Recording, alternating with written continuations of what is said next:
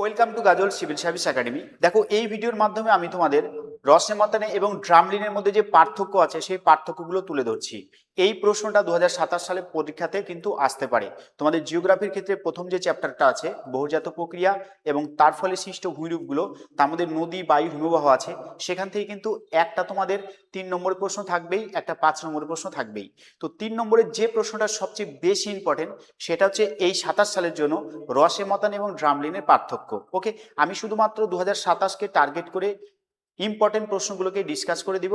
তার সাথে সাথে যেগুলো একটু ক্রিটিক্যাল জিনিস, যে জায়গাগুলো স্টুডেন্টদের বুঝতে একটু অসুবিধা হয়, সেই জায়গা থেকে আমি ছোট ছোট ভিডিও তোমাদের জন্য বানিয়ে দিব। অবশ্যই চ্যানেলটির সঙ্গে থাকবে, অবশ্যই চ্যানেলটিকে সাবস্ক্রাইব করে রাখবে। তাহলে প্রথম যে প্রশ্নটা কি আছে দেখো, রসেমাতানে আর একটা কি আছে, ড্রামলিন, এই দুটোর মধ্যে পার্থক্য। ঠিক আছে, তো প্রথমেই বলে দিচ্ছি দুটোই কিন্তু হিমবাহের সাথে যুক্ত। একটা যেটা হচ্ছে রসেমাতানে, সেটা কিন্তু হিমবাহের কি হয় না, হিমবাহের কিন্তু ক্ষয় কার্যের ফলে তৈরি একটা ভূমিরূপ। আর যেটা হচ্ছে ড্রামলিনটা হচ্ছে হিমবাহের সঞ্চয় কার্যের ফলে তৈরি হওয়া ভূমিরূপ। ওই দুটো ভূমিরূপ দেখতে একই রকম, বাট তাদের মধ্যে হিউজ ডিফারেন্ট আছে। এই জন্যই পরীক্ষাতে এই প্রশ্নটা আসতে পারে যে রসেমাতান এবং ড্রামলিনের মধ্যে পার্থক্যগুলো আলোচনা করো। 3 মার্কের আসবে।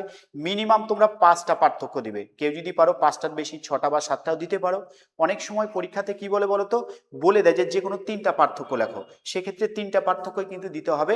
একটু ইম্পর্টেন্ট যে পার্থক্যগুলো সেগুলোকে 3টা দিয়ে দিলেই তুমি 3 নম্বর পেয়ে যাবে। তো প্রথমে আমি দুটো ভূমিরূপ সম্পর্কে অল্প একটু আলোচনা করে দিচ্ছি, তারপর আমি পার্থক্যগুলোকে বুঝিয়ে দিচ্ছি। ওকে, দেখো রসেমাতানাটা কিরকম হয়, ধরো এই একটা শিলাখণ্ড আছে, এরকম শিলাখণ্ড, বড় কোনো শিলাখণ্ড আছে, তার উপর দিয়ে যখন হিমবাহ প্রবাহিত হয়, হিমবাহ ক্ষয় কাজ করবে। তো হিমবাহের ক্ষয় কার্যের দুটো প্রক্রিয়া, একটা হচ্ছে অবঘর্ষ প্রক্রিয়া আর একটা হচ্ছে উৎপাটন প্রক্রিয়া। মনে রাখবে, অবঘর্ষ প্রক্রিয়াতে যে ক্ষয় হয় সেটা কিন্তু মসৃণ হয়, আর উৎপাটন প্রক্রিয়াতে যে ক্ষয় হয় সেটা কিন্তু এবড়ো খেবড়ো হয়। ঠিক আছে, তো এই শিলাখণ্ডটার উপর দিয়ে যখন হিমবাহটা এদিক থেকে এদিকে প্রবাহিত হবে, তখন শিলাখণ্ডটা এই যে প্রথম যে অংশটা যেখানে হিমবাহটা সরাসরি ধাক্কা খাচ্ছে, এটাকে বলা হয় প্রতিবাদ অংশ। এটাকে কি বলা হয়, প্রতিবাদ অংশ বা প্রতিবাদ ঢাল। আর ঠিক তার বিপরীত বা উল্টা সাইডের অংশটাকে বলা হয় অনুবাদ। ঠিক আছে, অনুবাদ ঢাল বা এটাকে বলতে পারি অনুবাদ অংশ। ঠিক আছে, তো হিমবাহ যখন প্রবাহিত হয় এই দিক থেকে এই দিকে, তখন হিমবাহগুলো এই সমস্ত জায়গা মানে প্রতিবাদ অংশে সরাসরি ধাক্কা দেয়, বা এখানে অবঘর্ষ প্রক্রিয়াতে ক্ষয় হয়। অবঘর্ষ প্রক্রিয়াতে ক্ষয় হওয়ার ফলে কি হয় বলতো, এই সাইডটা হয় একদম মসৃণ বা স্মুথ হয়। তাই প্রতিবাদ অংশটা কি হবে, আমরা কি পাবো না, এটাকে আমরা পাবো মসৃণ। ঠিক যখন তার উল্টা সাইডে অনুবাদ অংশে চলে যায়, অনুবাদ অংশে দেখো ঢালটা বেশি থাকার জন্য কি হয় বলতো, হিমবাহর গতিবেগ বা স্পিডটাও বেড়ে যায়। তো গতিবেগ বা স্পিডটা যখন বেড়ে যাবে, তখন হিমবাহগুলো দ্রুত এখান দিয়ে নেমে চলে আসবে, আর এখানকার শিলাখণ্ডগুলোকে কি করবে, টেনে খুলে বের করবে। এটাকে বলা হয় উৎপাটন প্রক্রিয়া। আর টেনে খুলে বের করার জন্য এদিককার ভূমিরূপটা কি হয়, এরকম এবড়ো খেবড়ো হয়। তাই এই অনুবাদ অংশটা কি হবে বলতো, অমসৃণ প্রকৃতির হবে। এটাকে আমরা কি বলবো, অমসৃণ প্রকৃতির বলবো।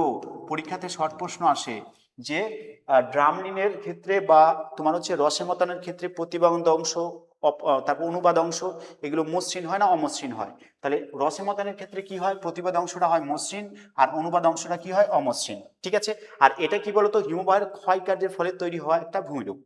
এদিকে চলে আসি, এটা হচ্ছে ড্রামলিনের ছবি। এটা কিসের ছবি, ড্রামলিন। আর এটা কিসের ছবি ছিল, এটা ছিল রসেমাতানের ছবি। ঠিক আছে, রসেমাতানের ছবি। ঠিক আছে, আচ্ছা এই ড্রামলিনের ক্ষেত্রে কি হয়, ড্রামলিনটা হচ্ছে হিমবাহের সঞ্চয়জাত ভূমিরূপ। ঠিক আছে, হিমবাহ আর জলধারার ক্ষয়কার্যের ফলে বা হিমবাহ আর জলধারার যে মিলিত কাজ হয়, তার ফলে কি হয়, প্রথমে একটা বহুবিধৃত সমভূমি তৈরি হয়। সেই বহুবিধৃত সমভূমির মধ্যে যখন নুড়ি, কাদা, বালি, পলি এইগুলো জমা হয়ে হয়ে উল্টানো নৌকা বা চামচের মতো উত্তল প্রকৃতির ভূমিরূপ তৈরি হয়, সেই ভূমিরূপটাকে আমরা কি বলবো, সেই ভূমিরূপটাকে বলবো আমরা ড্রামলিন। দেখো, ড্রামলিন আর রসেমাতানের ছবি কিন্তু দেখতে অনেকটা সেম প্রকৃতির, কিন্তু এর মধ্যে যেটা ডিফারেন্স আছে সেটা হচ্ছে, এটা হচ্ছে সঞ্চয়জাত ভূমিরূপ, এটা হচ্ছে ক্ষয়জাত ভূমিরূপ। কিন্তু এরও দেখো দুটো অংশ আছে, এই সাইডটাকে কি বলবো আমরা, প্রতিবাদ অংশ। এটাকে বলবো প্রতিবাদ অংশ, আর এই সাইডটাকে কি বলবো আমরা, অনুবাদ অংশ।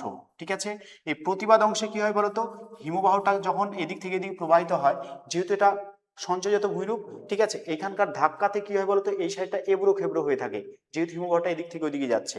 ঠিক আছে, আর এর উপর দিয়ে যখন এই সাইডে চলে যাবে, নিচে হিমবাহগুলোর তলদেশে কি হয় না, নুড়ি, পাথর, কাদা এগুলো জমা হতে হতে এই সাইডটা কি হয় বলতো, মসৃণ প্রকৃতির হয়। ঠিক আছে, তাহলে অনুবাদ অংশ কি হবে, মসৃণ হবে।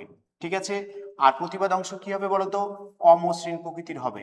এটাই হচ্ছে এই দুটোর মধ্যে মেন পার্থক্য, ঠিক আছে। তাহলে ড্রামলিন সঞ্চয়জাত ভূমিরূপ, এর প্রতিবাদ অংশ হবে অমসৃণ, আর অনুবাদ অংশ হবে কি মসৃণ প্রকৃতির। ওকে, তাহলে এটা প্রতিবাদ অংশ অমসৃণ প্রকৃতির, আর এই সাইডটা কি হবে মসৃণ প্রকৃতির। এটা কি হবে অমসৃণ প্রকৃতির, এই সাইডটা কি হবে মসৃণ প্রকৃতির হবে।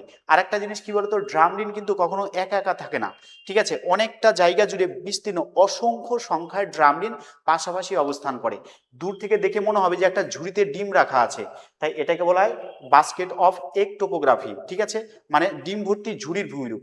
আর এটাকে দেখে দূর থেকে মনে হয় যে ভেড়া শুয়ে আছে, তাই এটাকে বলা হয় ভেড়ার মাথা ভূমিরূপ, ঠিক আছে, বা শিপ রক বলা হয় এটাকে। মনে থাকবে, এই হচ্ছে প্রধান প্রধান পার্থক্য। এখন চলো আমরা বইয়ের ভাষায় কি কি পার্থক্য হয় সেই জিনিসটাকে একটু বুঝে নিচ্ছি। প্রথমে দেখো দিয়েছে সংজ্ঞা। সংজ্ঞার ক্ষেত্রে কি বলেছে অলরেডি বললাম, যে হিমবাহের ক্ষয়কার্যের ফলে সৃষ্ট উঁচু ঢিবির মতো শিলাস্তূপকে বলছে রসেমতানে। আর হিমবাহের সঞ্চয় কার্যের ফলে সৃষ্ট উল্টানো নৌকা বা চামচের ন্যায় যে ভূমিরূপ তৈরি হয় সেটাকে আমরা কি বলবো, ড্রামলিন বলবো। ওকে, ব্যুৎপত্তিগত অর্থ এই পার্থক্যটা দিতেও পারো নাও দিতে পারো। দেখো কি বলছে, এর অর্থ হচ্ছে ভেড়ার মাথা, আর এর অর্থ কি ঢিবি বা মাউন্ট, ঠিক আছে। তাহলে ড্রামলিনের অর্থ কি ঢিবি বা মাউন্ট, আর এর অর্থ হচ্ছে ভেড়ার মাথা। বৈশিষ্ট্য যেটা হচ্ছে প্রধান পার্থক্য, বলছি হিমবাহের প্রবাহের দিক কি হয় বা প্রতিবাদ অংশটা হয় মসৃণ, এবং বিপরীত দিক বা অনুবাদ অংশটা কি হয় অমসৃণ হয়, ঠিক আছে। মসৃণ কেন হলো, অবঘর্ষ প্রক্রিয়ায় ক্ষয় হওয়ার জন্য, আর অমসৃণ কেন হলো, উৎপাটন প্রক্রিয়ায় ক্ষয় হওয়ার জন্য। আর হিমবাহের প্রবাহের দিক অর্থাৎ প্রতিবাদ দিকটা কি হয় অমসৃণ হয়, আর বিপরীত দিক বা অনুবাদ অংশটা কি হয় বলতো মসৃণ প্রকৃতির হয়ে থাকে।